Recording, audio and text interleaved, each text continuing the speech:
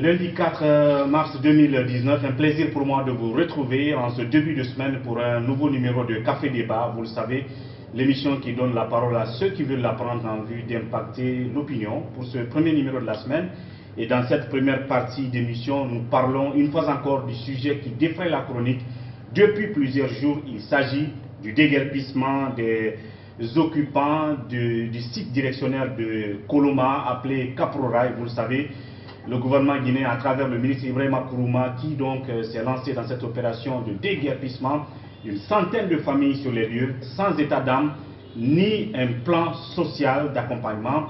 Évidemment, dans cette atmosphère de confusion, de dénonciation, d'indignation, voilà qu'un citoyen fait montre de solidarité, comme pour être fidèle à l'une des valeurs de notre devise nationale, travail, justice, solidarité, qui justement a décidé de mettre à la disposition des déguerpis un domaine de 2 hectares, on va dire quelque chose de 40 parcelles pour ces déguerpis de Kaproraï. Il se trouve que le lieu c'est à Koya et c'est un acte qui a attiré beaucoup d'attention et suscité beaucoup de commentaires, même si certains doutent là-dessus. Alors pourquoi ne pas donner la parole justement à la personne concernée? Il s'agit de Elhaj Baylosso.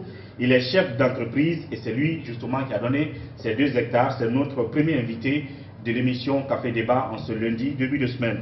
Monsieur So, bienvenue dans cette émission. Merci beaucoup. Merci surtout de votre disponibilité. Ok. Alors, dans la deuxième partie de l'émission Café Débat, je rappelle que je reçois tout à l'heure Sekou Jamal Pendessa.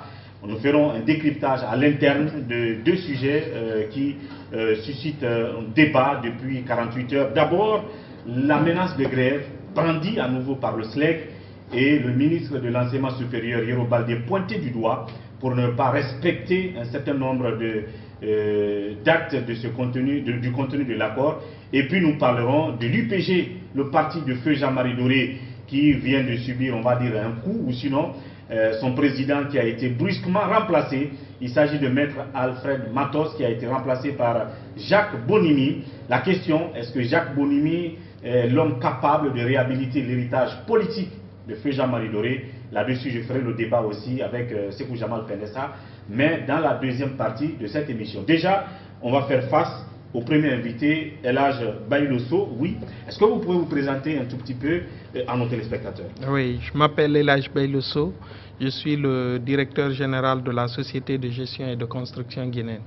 C'est une société qui est spécialisée dans la distribution des matériaux de construction et nous faisons l'entrepreneuriat, BTP et ainsi de suite. Bien.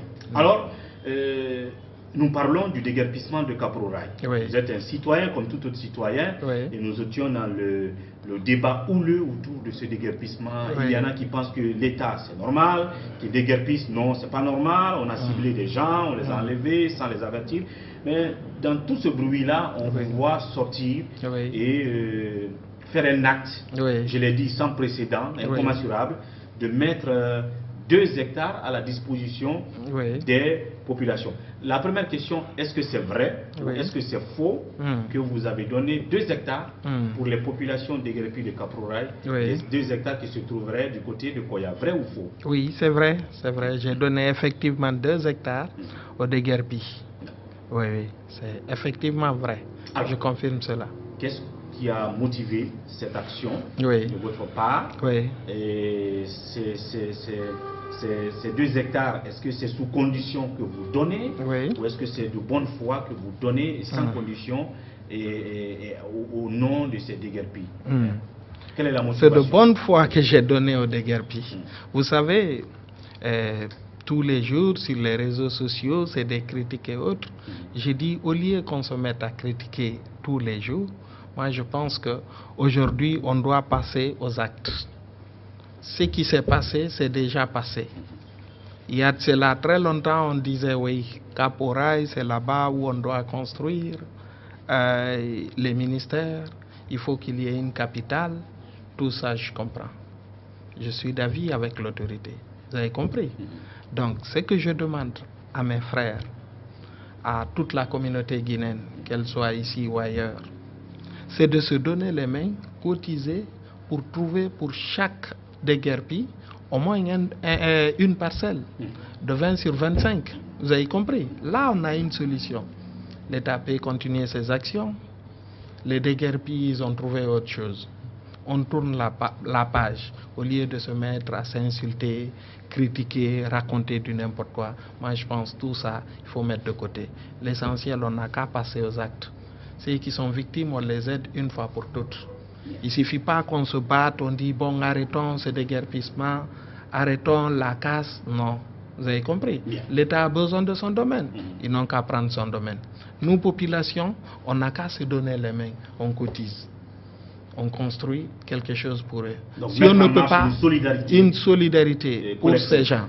Bon, mais il ne suffit pas de parler. Si tu te mets à parler, on dit, bon, écoute, qu'est-ce que d'abord toi tu as apporté? Donc je donne 2 hectares à ces déguerpis. Si maintenant, les autres, ils sont d'accord, ils n'ont qu'à se joindre à moi, on leur trouve 10 hectares. Chacun aura une parcelle. Si on peut aller au-delà, ok. Si on peut se limiter à ce niveau, on se limite à ce niveau. Bien. Deuxième des choses, c'est une manière d'éviter aux escrocs de ne pas en profiter du cas de Caporal. Certains ont commencé à créer des numéros Orange Money, demandés par-ci, par-là. Donc j'aimerais qu'on évite cela. J'ai dit aux victimes, ouvrez un compte, nous on va vous aider à communiquer à toute la communauté guinéenne, à toute la communauté internationale. Quiconque veut aider ces déguerpis, mettez dans ce compte. Cet argent servira à leur reconstruire quelque chose. Moi, je pense que si on y va dans ce sens, le problème de Caporal ne sera pas un malheur, mais plutôt un bonheur. Vous avez compris un peu? À la fois pour l'État et pour les déguerpis. Alors oui, Baïlo So, vous êtes entrepreneur, vous êtes dans le domaine du bâtiment, vous aviez des domaines et vous avez enlevé 2 hectares pour donner. Tout le monde sait qu'un entrepreneur, c'est quelqu'un qui cherche à faire le profit. Oui. C'est quelqu'un qui veut faire des intérêts. Oui. Mais vous avez abandonné la valeur de ces 2 hectares. Parce que si j'évalue le prix d'une parcelle à date dans la zone de Koya, c'est pas moins de 15 millions. Oui. Donc, disons qu'au moins, vous avez abandonné une valeur de 1 milliard. Ça peut aller à Bon. quelques millions. C'est important qu'on le dise. C'est important qu'on le dise. Oui. C'est-à-dire que vous voyez la chose, ce qui se passe à Koloma, à Caporal, vous dites, ce qui se passe là, l'État ne va jamais arrêter, les machines ne vont plus s'arrêter, ils vont tout casser. Donc, au lieu qu'on se mette à discuter, pourquoi ne pas poser un acte en faveur de ces gens pour ne pas qu'ils rentrent tous au village ou pour ne pas que certains dorment à la belle étoile et vous décidez de perdre cette valeur-là. Parce que c'est ça en réalité. Vous perdez cet argent, vous mettez. C'est ce constat qui vous a amené à cela pour dire, pour arrêter de parler, de dénoncer, faire des gestes. Faire des gestes. À la suite, qu'est-ce que vous attendez quand vous mettez 2 hectares et vous voulez que cela inspire d'autres? Oui, je veux que cela inspire d'autres pour que chacun contribue et qu'on trouve une parcelle pour chaque victime. Et il s'agit de notamment 169 hectares selon ce qu'on nous a dit. Oui, bon, mais tout n'était pas occupé, il y avait des garages. Ah, il y avait des et garages. Ils reconnaissent Tout n'était pas des habitations. Oui, tout n'était pas des habitations. D'après la liste qu'on a reçue, c'est 321 familles qui sont concernées. Bon, mais on peut aller à la rigueur parce qu'il y a d'autres peut-être qui n'ont pas accepté de se faire recenser au début. Mais on peut aller jusqu'à 400 familles, quoi, pour éviter. Oui, on augmente les imprévus, quoi. On se bat, on recherche 400 parcelles quelque part, on met à la disposition de ces déguerpis et puis on tourne la page. Et ce que je voulais dire aussi, c'est que une fois que vous avez mis à disposition ces 2 hectares, notamment 40, ça va faire 40 parcelles. Alors la suite, c'est quoi? L'idée que vous donnez pour que ces gens aillent occuper, est-ce que c'est une manière d'attirer aussi l'attention du gouvernement? C'est vrai, le gouvernement, vous avez décidé de récupérer votre domaine. Maintenant, nous, privés, on essaie de donner les parcelles. Mettez en branle un plan social, c'est-à-dire aider à mettre un fonds pour qu'on construise des petites maisons sur ces parcelles. Est-ce que l'autre sens de votre action, c'est ça? Indirectement, attirer l'attention du président pour qu'il déclenche une opération sociale sur les domaines que vous avez donnés là. Parce que c'est des gens qui n'ont... C'est vrai, vous leur avez donné des parcelles, mais ils n'ont pas les moyens de construire. Ils n'ont pas... Bon... De se construire des maisons. Bon, au début... mon objectif, c'était à ce qu'on cotise pour leur construire des maisons. Mais j'ai vu que parmi les victimes, certains sont trop pressés. Ils veulent rentrer en possession de ce qu'on les a donnés dès maintenant. Donc je me suis dit, bon, peut-être 2 hectares c'est peu, peut-être ils n'auront pas plus de 20 mètres carrés ou 30 mètres carrés, si on divise quoi. Donc je lance un appel à tous les Guinéens de cotiser pour qu'on complète cela à 10 hectares. Que ce soit des Guinéens de Conakry ou de l'étranger, oui, y compris même le président de la République, le Premier ministre, le président de l'Assemblée, les partis politiques, le RPG, l'IFDG, l'IFR, au lieu de continuer à polémiquer, à faire des débats là-dessus, se défendre. Moi, ce que je veux, que chacun n'a qu'à donner un peu, on trouve des domaines pour ces gens-là. Si on peut aller au-delà des logements sociaux, Dieu merci. Si on ne peut pas aller au-delà, mais je souhaiterais qu'il y ait une action, un élan de solidarité, sans précédent pour faire profiter à ces gens. Cela aidera non seulement à l'État, parce qu'ils vont récupérer Caporal, mais ça leur aidera aussi à récupérer Boulbine, Koléa et autres. Parce qu'on sait qu'après cela, c'est-à-dire après avoir annoncé un tel cas, cela leur permettra de continuer. Et on sait, lorsqu'ils vont déclencher ce genre d'opération, il y aura la solidarité qui viendra à côté. Vous avez compris? Oui. C'est vrai, pour tous les problèmes qu'on a eus dans ce pays, il y a eu la solidarité. Mais les victimes ne profitent pas. C'est pourquoi j'ai voulu qu'on mette un compte sur place, un compte frisé, où il n'y aura pas de débit. Tout ce qu'on veut contribuer, on met dans ce compte. Et depuis que vous avez annoncé la mise à disposition de ces 2 hectares, j'imagine que vous avez été envahi. Oui, j'ai été envahi. Par les familles. Comment vous allez faire, notamment avec la commune de Ratoma, pour identifier d'abord les véritables familles d'Eguerpi, pour ne pas que n'importe qui vienne dire oui, je suis d'Eguerpi, de Caporal, je veux une petite parcelle à Koya. Comment vous êtes en train de faire ce travail aujourd'hui? Est-ce que vous êtes en rapport avec la commune de Ratoma, avec la commission ou le collectif des Deguerpi de Caporal? Oui, je suis rentré en contact avec le collectif des victimes de Caporal. Moi, je les ai dit, pour nous éviter des soucis, ils n'ont qu'à chercher à identifier les victimes, surtout les victimes de 2019 et non les victimes de 98. Vous avez compris? Et de les prioriser. Parce qu'il y a certains, ils n'ont pas réellement où aller. Et cependant, il y a d'autres, ils ont plus de 3 à 4 maisons. D'accord. Bon, ceux qui ont 3 ou 4 maisons, ils ne sont pas concernés. Ils n'ont pas de problème. Ils peuvent se reloger. Et ils peuvent se reloger. Vous avez compris? Donc, deuxième des choses, je suis rentré en contact aussi avec la commune. J'ai dit à la commune que c'est vrai, je donne bel et bien ces 2 hectares. Vous avez compris? Maintenant, si eux, en tant qu'autorité, on peut aller sur les lieux, ils vont voir. Si les lieux n'ont pas de problème, parce que vous savez, en Guinée, on a un problème. On ne sait pas où acheter. C'est ça. Vous avez compris un peu? Donc, si le lieu n'a pas de problème, ok. Si le lieu a un problème, je suis prêt à leur donner l'équivalent de ces 2 hectares-là dans leur compte. Déjà, c'est un coin qui vous appartient ou est-ce que vous l'avez acheté dans la circonstance-là?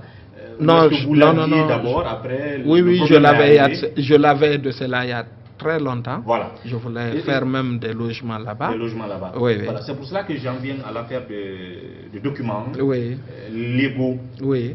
Tout ça a commencé sur les réseaux sociaux. Les gens ont mis sur Facebook le papier de donation que vous aviez montré. Et on a déjà certains qui commencent à encercler sur Facebook la partie, le cédant. Le cédant, c'est l'État. C'est-à-dire que vous avez acheté avec l'État. Et après, il y en a qui se disent, est-ce qu'un jour l'État ne pourrait pas encore venir déranger ces gens-là à qui M. Sow a donné ces 2 hectares? Sur ce point-là, comment vous expliquez ça? Vous avez la garantie quand vous avez acheté et ce n'est pas sûr que l'État viendra vous embêter. Ou est-ce que vous allez encore repartir au ministère de la Ville, de l'Habitat, pour encore répartir sur le terrain afin qu'ils certifient vraiment qu'il n'y a pas de problème et que les gens peuvent... Non, à ce niveau, j'aimerais même que l'État m'accompagne. Vous avez compris un peu? Pour voir si dans ce lieu, il n'y a pas quelque chose qui est prévu dans l'avenir pour ne pas que ces gens-là soient aussi victimes. Vous avez compris? Donc je lance cet appel à l'État. J'aimerais que les spécialistes de l'habitat viennent se prononcer là-dessus. Et depuis que vous avez annoncé ça, c'est vrai que ça fait vague sur Facebook, sur la toile. Oui. Et disons que c'est peut-être la première fois que vous passez dans une émission après que vous êtes passé dans le journal hier chez nous ici. Oui. Est-ce qu'on vous a contacté depuis le ministère de l'Habitat? C'est vrai que vous êtes en contact déjà avec la commune de Ratoma, mais est-ce que le ministre de l'Habitat vous a contacté pour apprécier votre geste? Est-ce que vous avez envoyé un signal vers eux ou vers le président de la République pour les interpeller afin qu'on oublie les faux débats et qu'on se mette ensemble, responsables de l'administration comme citoyens, pour que les gens là ne rentrent pas tous au village ou ne soient pas dans les rues? Est-ce que vous ont contacté au ministère de l'Habitat? Bon, non, mais je ne sais pas s'ils ont mon contact. D'accord. Oui, ce qui reste clair, moi j'ai lancé dans mon compte Facebook. Bon, je ne pensais pas que ça allait prendre ce genre d'ampleur. Oui, vous avez compris un peu. Mais que maintenant nous sommes à ce niveau, j'ai envie d'aller jusqu'au bout. Et sinon, même au niveau de mon compte Facebook, j'ai lancé un appel au président de la République de m'aider à avoir des fonds pour acheter une parcelle pour chaque victime. Au-delà de... Oui, au-delà de mes 2 hectares. Parce que ça ne peut pas suffire. Hier, je suis allé vers Koya, j'ai identifié des domaines là-bas, j'ai vu les propriétaires, vous avez compris. Je suis revenu, j'ai publié. J'ai dit aujourd'hui, j'ai été à Koya, j'ai identifié d'autres domaines où on peut trouver jusqu'à 10 hectares. Donc je souhaiterais que chacun contribue pour qu'on achète ces 10 hectares et qu'on mette à la disposition des victimes. J'ai lancé cet appel au président de la République, au ministre de la Ville, au Premier ministre, les partis politiques, eux tous. Je leur supplie de nous aider à trouver une solution face à ça. Et concernant les 2 hectares que vous avez donnés, pour terminer sur le sujet, aujourd'hui, depuis que vous avez annoncé, ça fait 2-3 jours je crois, mais qu'est-ce qui est en train d'être fait déjà? Est-ce que on a commencé à défricher le terrain? Est-ce qu'on a commencé à repartir, à morceler? Vous avez dit 20 mètres sur combien, je ne sais pas, qu'on peut donner à chacun. Est-ce qu'on a commencé les travaux ou pour l'instant, on n'a rien commencé sur le terrain? Pour le moment, il y a des machines que vous avez envoyées déjà pour défricher? Non, pour le moment, on n'a rien d'abord. Pour le moment, on n'a rien fait sur le terrain, mais je compte aller là-bas avec les spécialistes de l'habitat pour qu'ils se prononcent. D'accord. Et les travaux de défrichement, pour l'instant, rien n'a commencé? Non, rien n'a commencé d'abord. Et en ce qui concerne d'autres qui peut-être ont suivi votre exemple, est-ce que vous avez pris vent d'autres gens, parce qu'on apprend qu'il y a d'autres qui veulent donner 10 parcelles, ainsi de suite? Est-ce qu'il y a des gens qui vous ont contacté en privé pour dire qu'on veut faire comme toi et voilà ce qu'on donne, pour que vous mettiez ensemble, c'est-à-dire que les donateurs aussi forment une sorte d'équipe? Vous avez été contacté par des privés? Bon, en tout cas, mon acte a motivé plein de gens à l'étranger, tels qu'à Londres, là où j'étais. J'ai plein d'amis là-bas qui se mobilisent, ils disent qu'ils sont en train de cotiser pour faire de la sorte. J'ai des amis aussi aux États-Unis qui m'ont dit qu'ils sont en train de mobiliser des fonds pour réagir, quoi. J'ai reçu des appels de l'Angola et autres. Mais moi, ce que j'ai dit à tout le monde, c'est d'agir. Oui, c'est d'agir. C'est pas les paroles qui comptent, mais plutôt les actes. Voilà.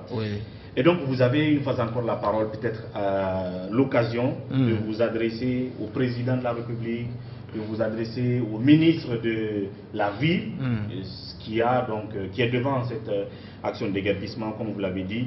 L'État doit récupérer ces domaines. C'est vrai qu'il y a certaines dimensions qui n'ont pas été réfléchies, c'est-à-dire donner du temps raisonnable et les accompagner en termes de plan social. Mais il faut arrêter tout ce débat. Il faut faire quelque chose. Votre appel, votre message à l'endroit de tous ces gens, notamment du président de la République et de toutes les populations, en 1 minute. Oui, bon.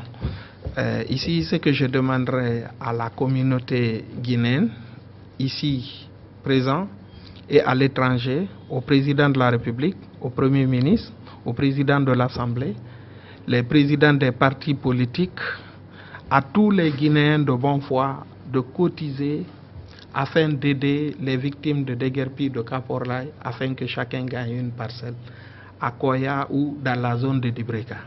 C'est vrai, l'État doit récupérer les zones qui les appartiennent pour bâtir quelque chose. C'est dans l'intérêt général de la nation. Mais en dehors de cela, je souhaiterais que nous soyons solidaires pour accompagner les déguerpis. Kipédé est concerné. Dans les jours qui suivent, ils doivent aller pour casser pour Kipédé. Bon, pour ce qui est de Kipédé, ce que je solliciterai, ce que je demanderai au ministre Kourouma, de leur donner au moins un mois, le temps pour eux de récupérer les tôles, les antivols, les bois et autres. Après, ils pourront procéder à la cassure. Je pense que cela leur évitera d'envoyer plein de pick-up de gendarmes dans la zone. Ça aidera le pays à être mieux vu, vous avez compris. Donc c'est un peu ce que je vais demander à la nation, quoi. Alors, M. Sow, nous suivons en tout cas cette action de près, de bout en bout, jusqu'à la fin. Merci en tout cas de la disponibilité et bonne chance. Merci beaucoup.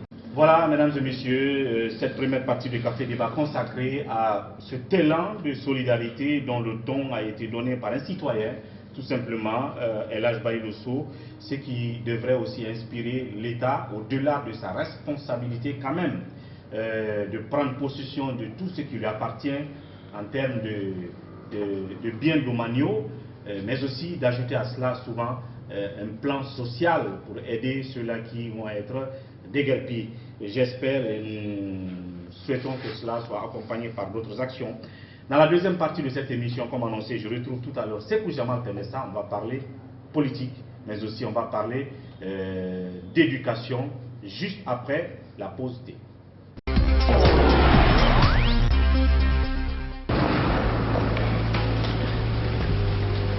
Il existe des choses qui nous donnent la force et l'audace d'aller au-delà de notre imagination. Le thé Akbar. Le thé Akbar est fabriqué en utilisant uniquement les feuilles soigneusement sélectionnées en provenance de Ceylon. La qualité du thé Akbar a été évaluée selon les normes les plus strictes par des experts en dégustation qui se sont appuyés sur près d'un siècle d'expertise dans ce domaine. Premier producteur de thé, vous pouvez faire confiance à la famille Akbar pour vous garantir votre santé. Seule la meilleure tasse de thé peut vous procurer de la fraîcheur. Merci de nous retrouver dans cette deuxième partie de Café Débat pour 10 minutes chrono, je l'ai dit. D'abord, on parle d'éducation, le SLEG qui brandit une nouvelle menace de grève. Sinon, le ministre Yero Baldé mis en cause, indexé justement pour non-application des points de l'accord le concernant. Et Dr Bano, lui, quand même, qui rassure en ce qui concerne le travail lié à l'assainissement des fichiers. La méthodologie est définie, le budget a été établi, confirmé. La formation des recenseurs va se faire cette semaine, notamment à partir du mercredi. Dr Bano qui rassure plus d'un sur ce point. En tout cas, on va parler de cela. Penessa, bienvenue. Merci. Ah oui, après nous parlons évidemment du parti de feu Jean-Marie Doré qui connaît un changement à sa tête aussi. D'abord, le SLEC qui brandit une menace. Le président Alpha Condé donne encore des instructions. On ne sait pas qui fait retarder les choses. Mais en même temps, Dr Bano en tout cas nous rassure en ce qui concerne l'assainissement du fichier. Sur ce point-là, il dit que tout se passe bien jusqu'à date. Oui, c'est vendredi dernier que le SLEG a communiqué et a menacé de redéclencher une nouvelle grève, estimant que les points de l'accord signés tout récemment entre le gouvernement et son bureau exécutif, ces accords n'étaient pas respectés. Donc, du coup, l'opinion a pensé au point crucial, puisque vous n'êtes pas sans savoir que le point nodal, après la signature, c'est l'assainissement du fichier du corps enseignant. Donc, mais quand on a appelé Dr Bano, vous l'avez rappelé, on l'a appelé à la radio aujourd'hui, il a apporté des précisions et par la suite, le porte-parole, sinon le responsable de communication du SLEG, est venu confirmer. C'est après cela qu'on s'est rendu compte que le problème n'était pas à ce niveau, mais il y a plusieurs autres points de l'accord qui souffrent d'évolution. Notamment en ce qui concerne les enseignants les enseignants qui avaient été mutés pour faire des grèves, puisqu'il y a un point de l'accord qui avait dit qu'ils seraient rétablis dans leurs postes initiaux.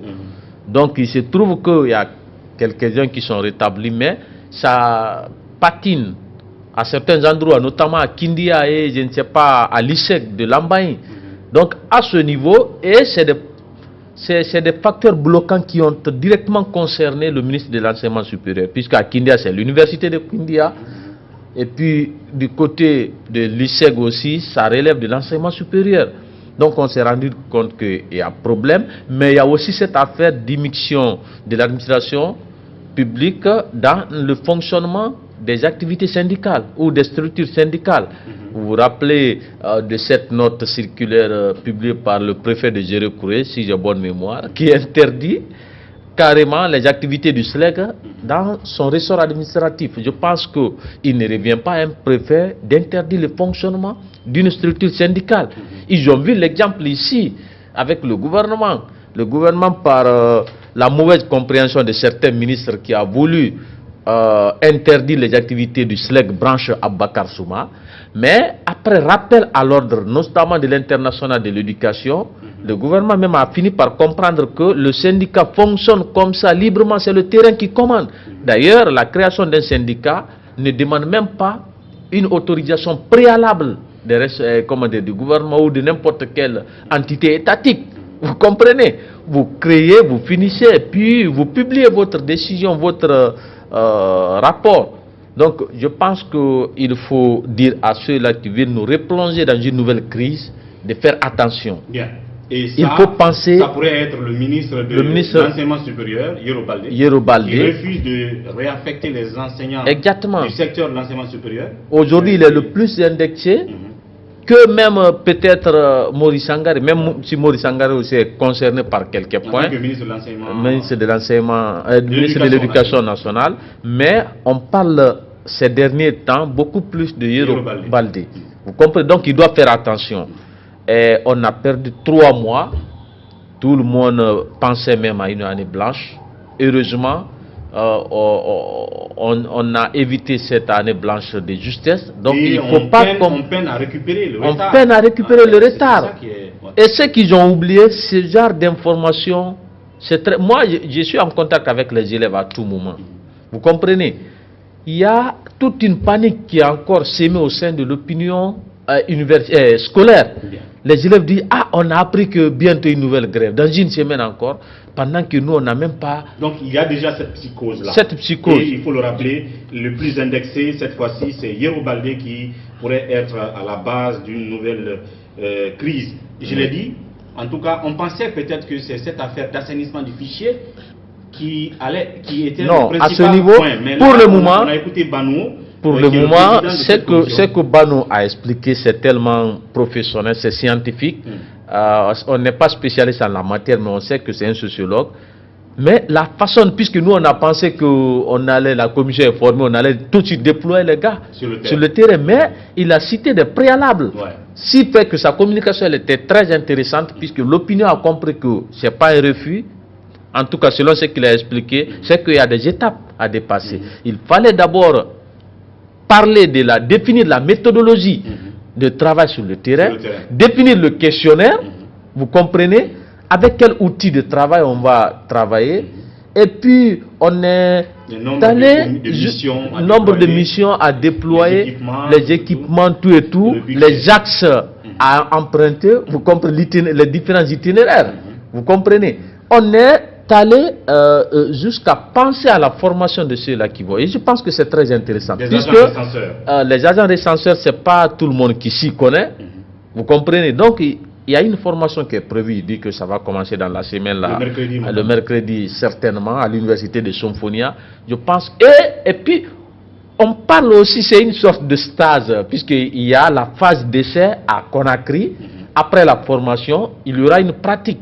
À Conakry, on va commencer par recenser ici, dans certaines écoles, pendant une semaine, pour voir est-ce que la formation est bien assimilée. Bien. Si on constate qu'il y a des dérapages de la part de certains agents recenseurs, et puis on corrige avant de les envoyer, puisque s'ils sont à Conakry, ils sont plus proches de vous, en cas d'erreur, vous corrigez très rapidement, mais très loin de vous, s'il y a erreur là-bas, avant de faire revenir le gars, c'est compliqué. Je pense que moi, je suis vraiment convaincu de la méthodologie qui a été définie par Banosso. Et vous l'avez compris dans la communication du porte-parole du SLEG même, et aussi disent qu'ils n'ont pas de problème avec Banosso. Ils ont apprécié sa façon de travailler, puisqu'on avait des soucis. Moi, je les demande, je dis, mais à vous entendre, je me dis, est-ce que l'information est partagée au sein de la commission? Sinon, le SLEG n'allait pas menacer. C'est là où il a fait une mise au point pour dire qu'il y a plusieurs points. Et c'est vrai, lui, il n'est concerné que par le point assainissement.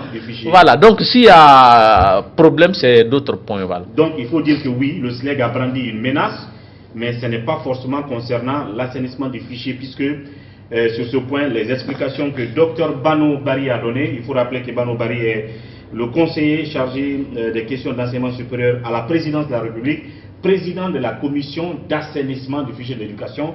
Ce sujet assainissement, Bano est en train de bien piloter le travail et je pense que le SLEG n'a rien à dire là-dessus puisque leur porte-parole n'a dit rien qui soit. Il a d'ailleurs félicité Bano. Il a félicité Bano d'ailleurs, on parle de Roméo qu'on a eu au téléphone à la radio.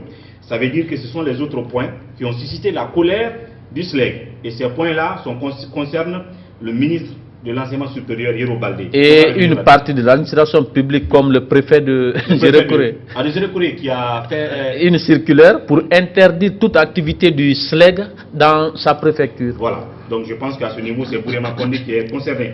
Et puis on va terminer sur la parenthèse politique, l'UPG de Jean-Marie Doré, Jacques Bonimi qui remplace Maître Matos. On ne sait pas si ça s'est bien passé. Il y a quand même des rumeurs, en attendant qu'on écoute les deux parties, la partie de Matos et la partie de Bonimi, parce que certains parlent de coup de siège, parce qu'il n'avait pas fini son mandat, mais on l'a enlevé pour manque de résultats. Mais d'ailleurs, est-ce que Jacques Bonimi a la carrure de l'homme qui peut réhabiliter Jean-Marie Doré? Si on pense que Matos était calme, il ne parle pas, il ne fait rien, il n'a pas de dynamique. Ce qu'il faut dire, il faut dire que je n'ai pas la prétention de juger l'homme qui n'a pas encore commencé, mais il faut dire que l'UPG se cherche encore. Quand Jean-Marie est décédé, la principale question c'était celle de savoir qui serait son remplaçant. Et puis quand Matos est venu, vous vous rappelez, on a évoqué le sujet à la radio, on s'est posé beaucoup de questions, notamment moi. Je me suis dit à l'époque, est-ce que Matos serait à mesure de faire revivre ce parti comme le faisait Jean-Marie Doré. Jean-Marie Doré, vous pouvez dire qu'il n'avait pas assez de militants, mais il était toujours représenté à l'Assemblée nationale. Son parti était toujours représenté. Et le monsieur était toujours présent dans le débat public. C'est très important. Il avait le rôle d'un parti politique. Et il avait vraiment des approches, des points de vue qui faisaient écho dans la cité. C'était le premier défi à relever pour ce parti-là, c'est-à-dire exister dans le débat public. Ils ont raté cet objectif. On s'était posé des questions, mais quelques mois après, on a trouvé nos réponses. On s'est rendu compte que Matos, bien qu'il soit un juriste, n'était pas capable de mener un débat public. Il était peu bavard. Peu bavard, et même si c'est sorti, ne faisait pas écho. Tu peux ne pas être tout le temps sur la scène, mais quand vous venez, et puis vous posez des actes, vous exprimez des opinions qui comptent. Mais très malheureusement, ça n'a pas été le cas pendant tout ce temps. Et puis, l'élection est venue, on s'est rendu compte qu'il n'y avait pas aussi de bons résultats, contrairement à ceux-là produits par Jean-Marie Doré. C'est pourquoi moi, je ne suis pas choqué pour son éviction. Il faut dire qu'il n'est même pas en Guinée, il est en France actuellement. Selon les infos qu'on a eues, le Congrès s'est tenu à son insu. Il a été remplacé. Maintenant, celui-là qui est venu, moi je me pose les mêmes questions. On l'a connu à la CENI. Je me demande, est-ce qu'il a vraiment cette personnalité qui puisse assurer un réel leadership à la tête du parti? C'est des questions que je me pose, mais si on me demandait de donner mon avis, je dirais non, ce n'est qu'un avis, il peut surprendre, mais ce n'est qu'un avis. C'est dire que le parti là va continuer à pleurer son leader historique. Voilà, c'est ce qu'il faut dire. Il faut dire qu'il a été quand même plébiscité. Les 32 congressistes ont tous voté pour lui. Vous comprenez, donc 32 voix sur 32. C'est ce qu'il faut rappeler. Je ne sais pas sur la base de quel facteurs ils ont réussi à plébisciter le monsieur. Mais en tout cas, puisque ce n'est pas un inconnu, on l'a vu sur la scène politique ici. Il était à la CENI, je ne sais pas, il était chargé de questions de transparence, j'ai oublié. Mais dans tous les cas, il était à la CENI.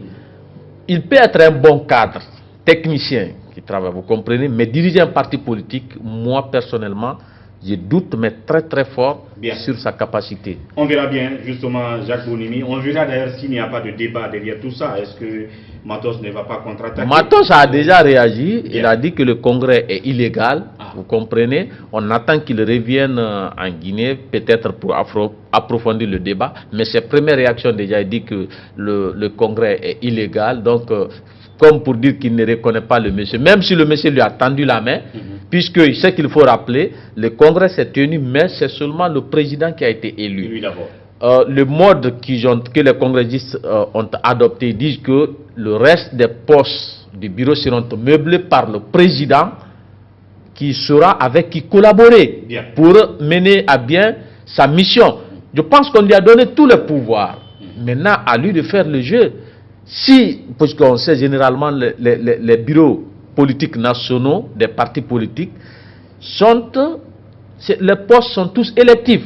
Mais si toi, on te donne la possibilité de nommer des gens, puisque c'est ce qu'il faut dire, on dit c'est lui qui va composer le reste du bureau, je pense qu'il a tout le pouvoir, à lui maintenant de savoir en profiter.